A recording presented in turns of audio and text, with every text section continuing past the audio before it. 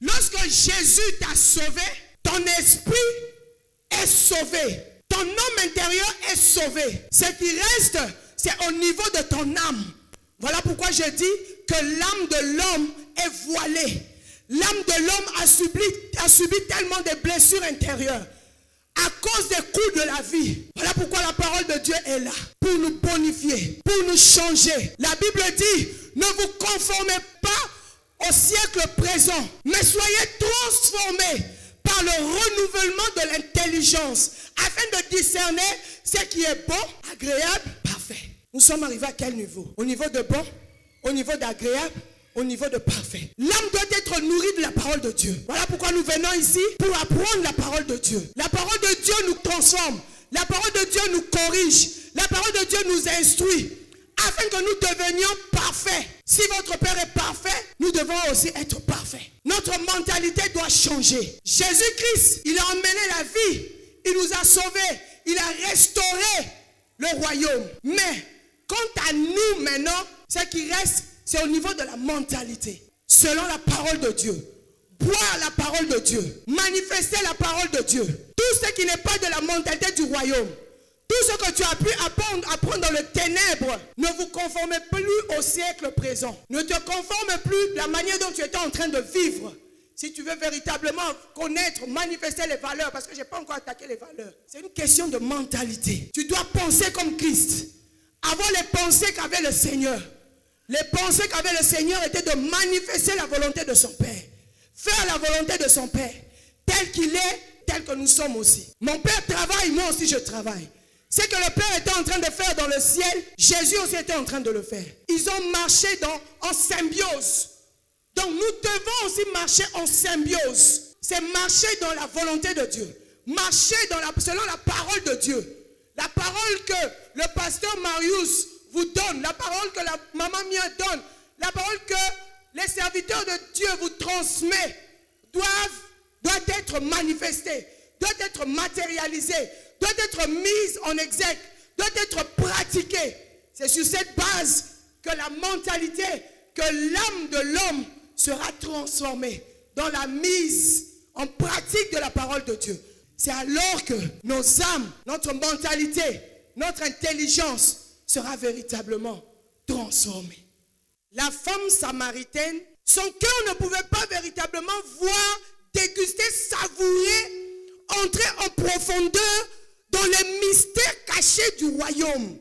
Parce que son cœur était voilé par la culture juive. Tellement que la culture juive l'avait tellement imprégné, l'avait tellement absorbé. Jésus lui demande l'eau. Cette femme lui présente le puits de Jacob. Qui était Jacob? Jacob était un usurpateur. Jacob était un voleur. Jacob n'avait pas une vraie identité qui pouvait véritablement manifester Christ. Cette femme se référait à la culture juive, se référait au puits de Jacob. Jésus lui dit, donne-moi l'eau. De quel puits il s'agissait-il? Le puits de Jacob. Où il y a eu le mensonge. Jacob, sa vie était une vie mensongère. Jésus demande à cette femme l'eau. Pourquoi? Pour sauver son âme, pour sauver son cœur, pour enlever le voile qui était dans son cœur, le voile de la culture juive. Est-ce qu'une eau qui sort du puits de Jacob peut donner la vie? Cette femme, quelque part, était attachée aux choses de la terre. Son cœur, quelque part, était un cœur rempli de mensonges. Son cœur était rempli quelque part de fausseté. Parce que cette femme avait déjà connu 5 maris. Le 6e n'était pas son mari. Cette femme était déjà en train de boire une source qui n'était pas pure. Une source qui ne pouvait pas lui procurer la vie éternelle. Une source qui ne pouvait pas la délivrer. Au contraire, l'eau qu'elle était en train de boire était en train d'accentuer son état. L'état de son âme. Son âme était morte. Son âme ne pouvait pas communiquer la vie. Son âme était liée aux liens ancestraux de Jacob. Son âme n'était pas liée à une vie éternelle. Jésus lui dit, descends dans le puits. Donne-moi l'eau. Quel est ton puits? Quel est l'état de ton cœur? Le puits ici symbolise le cœur. Quel est l'état de ton cœur actuellement? Tu bois dans quelle source? Cette femme est descendue. C'est-à-dire son lien était le puits. Son cœur était le puits de Jacob. Son cœur n'était pas identique à celui de Jésus. Et elle était en train de discuter avec le maître. C'est ce que nous faisons. Quel est l'état de ton cœur? Quel est l'état de ton âme?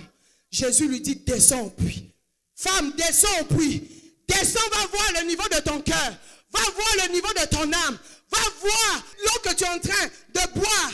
Est-ce que cette eau t'apporte la vie ou cette eau t'apporte la mort? Cette eau était en train d'apporter la mort à cette femme. Descends dans ton puits. Descends pour voir l'état de ton cœur.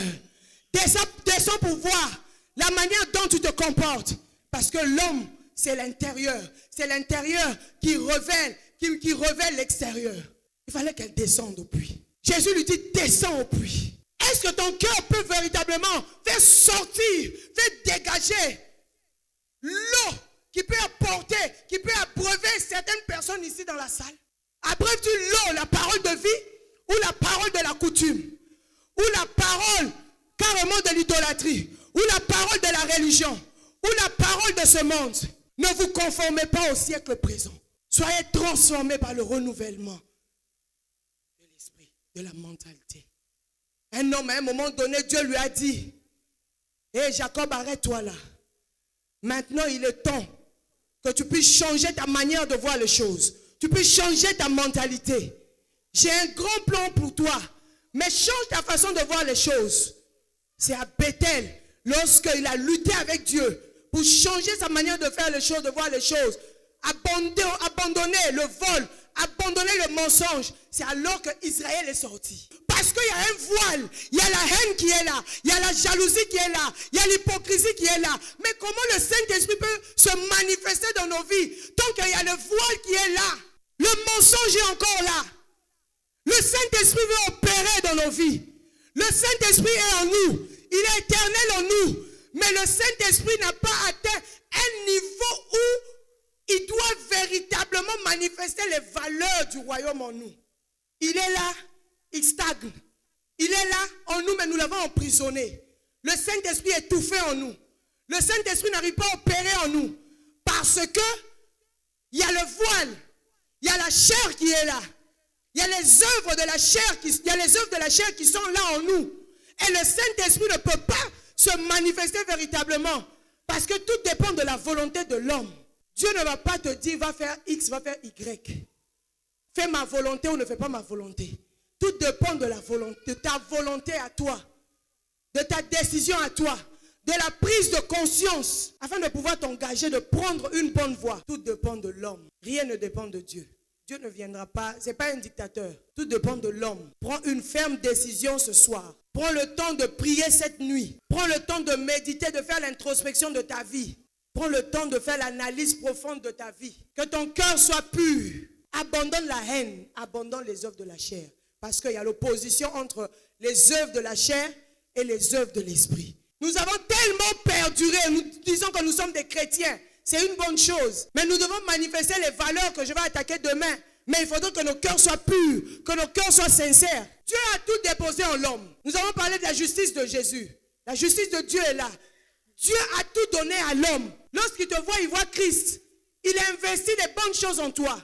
En toi sont enfouies les richesses de Dieu. Mais ce n'est pas Dieu qui viendra travailler à ta place. Il a mis en toi la volonté. C'est toi qui dois te décider à prendre la voie de Dieu, à mettre la parole de Dieu en pratique. Tu veux avoir la paix, ça dépend de toi. Tu veux vivre dans la joie, tout ne dépend que de toi. Des choix que tu fais, les décisions que tu prends.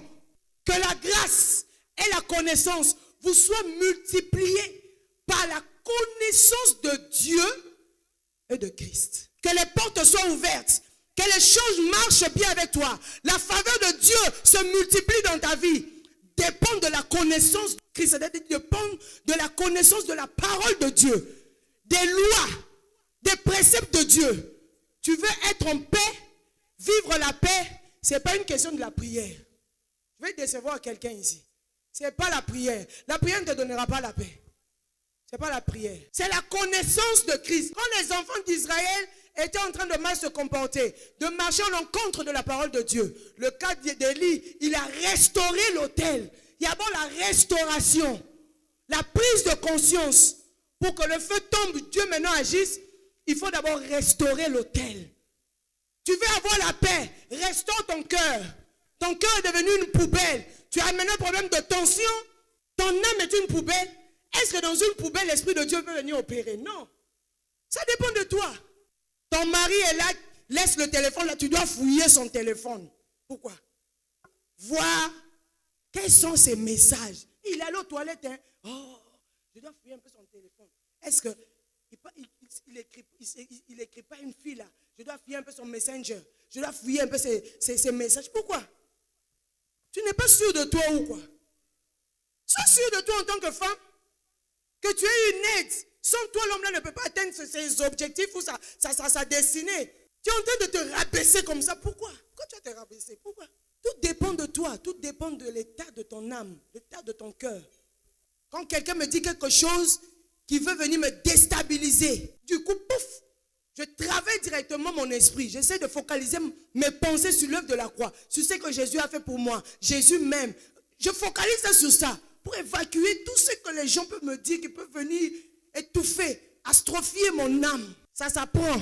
Comment toi, en tant que femme, quelqu'un vient critiquer une autre personne chez toi et puis tu es là, tu es en train de faire le commérage avec cette personne. Tu sais pas que cette personne est venue laisser la malédiction dans ta maison. C'est une malédiction. Si c'est au moins sur la voie publique, c'est bon. Mais chez toi, à la maison, quelqu'un vient critiquer un être humain. Cet être humain est créé à l'image de Dieu. Dieu veut que cette personne soit restaurée, son âme soit restaurée. C'est chez toi qu'une femme ou un homme vient chez toi critiquer. C'est une malédiction. Parce que c'est quelque part insulter Dieu. Quelque part dire que Dieu a pris son temps pour créer un homme qui est X ou Y. Quand tu veux critiquer quelqu'un que Dieu a créé, à son image et selon sa ressemblance, pourquoi? Quand tu veux le critiquer, c'est le travail de Dieu. Même s'il est mauvais, est-ce que tu lui donnes le souffle de vie? Non.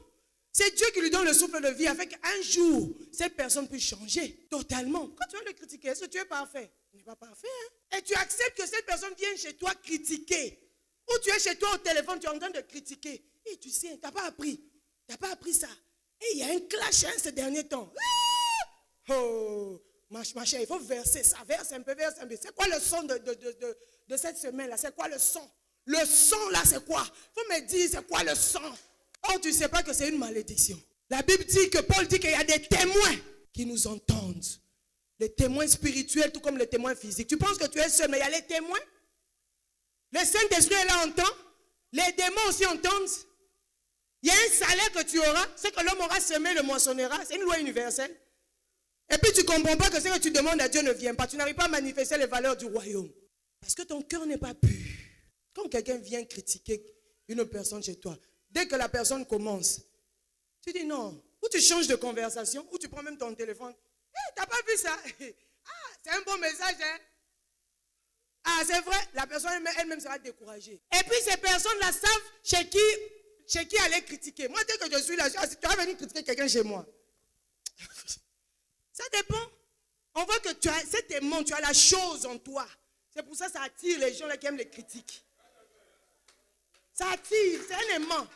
Est-ce que nous sommes prêts pour abandonner, purifier nos cœurs, que nos cœurs soient purs, afin que demain nous attaquions véritablement les valeurs du royaume? Quelles sont véritablement les valeurs du royaume? Que nos cœurs soient disposés, disponibles à pouvoir accepter, à pouvoir acquiescer, à pouvoir recevoir véritablement les valeurs du royaume. Buvons l'eau de vie, la parole qui nous apporte la vie éternelle.